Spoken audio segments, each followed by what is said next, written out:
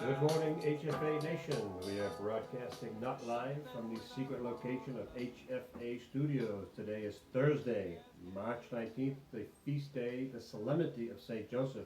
A solemnity is the highest rank of a feast day, and a solemnity trumps Lent. So if you gave up chocolate, you may eat chocolate today, maybe with a little more consciousness that, thank you God, I'm glad chocolate exists. So today gives us a little spiritual boost. Today, I'd just like to talk a little bit about St. Joseph. So first, a question. St. Joseph, what is your favorite quote? What are your favorite words of St. Joseph in the Gospels? Trick question. It's a curveball because St. Joseph is quoted exactly 0 times. He says absolutely nothing in the Gospel, just that Jesus is never recorded as writing anything in the Gospels. So one thing I would like to focus on today is what St. Joseph teaches us about acceptance. And a very wise priest taught me that there are 3 levels of acceptance, or 3 responses when we come across difficulties in our life. And the first is rebellion. Something we don't like happened. I broke my leg, and I'm angry about it, and I don't accept it, and I can't deal with it. And it's very understandable when terrible things happen. But that state of rebellion obviously takes away our peace, and it keeps us in anger, and it can last for many, many years. The next level up is resignation. Resignation is not angry. It accepts, it succumbs, there's nothing I can do about this broken leg. And I'm sad about it, and it's understandable to go through sad emotions maybe for a long time, but it never gets to peace. It never quite makes peace with the suffering that happened. The healthiest level, the spiritual level, and this is what St. Joseph teaches us, is acceptance. When something happens that we don't want to happen, how do you deal with it in the eyes of faith, taking this as it comes from God? So St. Joseph gives us a few examples of what you do when your life blows up. Mary and Joseph go from Nazareth to Bethlehem for the birth of Jesus. Nazareth, by the way, is Nowheresville. It's not even mentioned in the Old Testament. They go for what is supposed to be a 3-week trip, roughly, down to Bethlehem and back after the census, and ends up being about a 4 or 5 year trip as they end up in Egypt. They get to Bethlehem, and the nativity story of being born, Jesus being born not in a hospital, not in a home, not in a hotel room, but in a barn, in a stable, in a cave.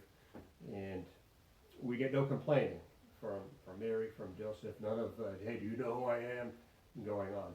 And then after the baby's born, King Herod, the most powerful man in Israel, most powerful Israelite, is going to kill the baby. So Joseph receives his message in dreams as a fulfillment of the Old Testament Joseph, who was spoken to in dreams, to take the baby and take Mary and go to Egypt. That's what we call the flight into Egypt, which, by the way, is the mural in the HFA chapel. I'm going to send you a link in the email of the artist, Andrew Dessau. He recorded himself on a time lapse on the whole painting, so it's really great to check that out. The flight to Egypt, that means they went down there in a different culture. They didn't know the language, they did not know the customs. Joseph did not have his tools, the tools of the trade as a carpenter. So they were refugees, they were not immigrants, just defining the terms. Immigrants are people who move from one place to another. My ancestors are immigrants from Ireland and Scotland. Refugees are people who flee. The root word is fugere, which is a fugitive. They were fugitives, the flight into Egypt, because they were under threat of death. And in Egypt, how did they make a living? Joseph must have used his trade. It's fun to use your imagination because there's nothing in the Gospels about what they did there that when they stayed for 4 years. He must have showed up at sites asking for work, and they probably saw, this guy's good, he gets it done, he doesn't complain, and that's probably how they made a living and made friends and certainly lived in a neighborhood. And I think through all those stories, getting back to the theme of acceptance, we see the response of Joseph. The life was not the life he wanted, or at least the life he dreamed of. But acceptance really means choosing that which you would not choose. Choosing meaning God is in charge. This is an unacceptable situation to me. I have to first accept the fact that this is the situation. There's nothing I can do about the fact as it is right now. So I first have to accept that problem and accept that this comes from God, and to allow God room to operate. So that's the word I'd like to focus on today as a message from St. Joseph. And it has a lot to do with what we're all going to be dealing with now. 2 practical points. First of all, the schedule has been published, and we'll put it into practice today. You need to show up for homeroom at 8:10, and a few of you have spoken about difficulties with internet access. We'll work with that, but most of you should be able to get there. And then you have 5 classes for today, and you're in contact with your teachers for how that will work. And we're going to be instituting more. We'll have Google Meet for video conferencing, and we're also looking into Zoom, which is probably a better way to do that. Okay, now from the Keep Your Spirits Up department, let's see what we have today.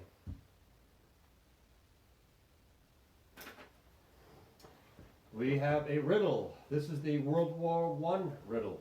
As you may or may not know, this is a historical fact. At the beginning of World War I, the British soldiers were equipped with cloth hats until they eventually were able to give the soldiers metal hats.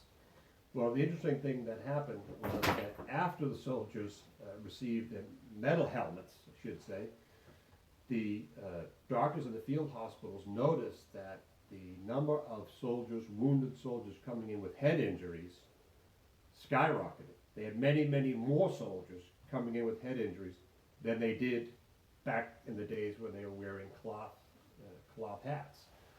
Why is that? Now, it was an even situation. We can assume the fighting was just as intense before as it was then. There was no change in strategy. There were no differences in terms of weapons that the enemies were using. So if you think you know the answer to that riddle, please write it on the back of a $10 bill and mail it to Holy Family Academy.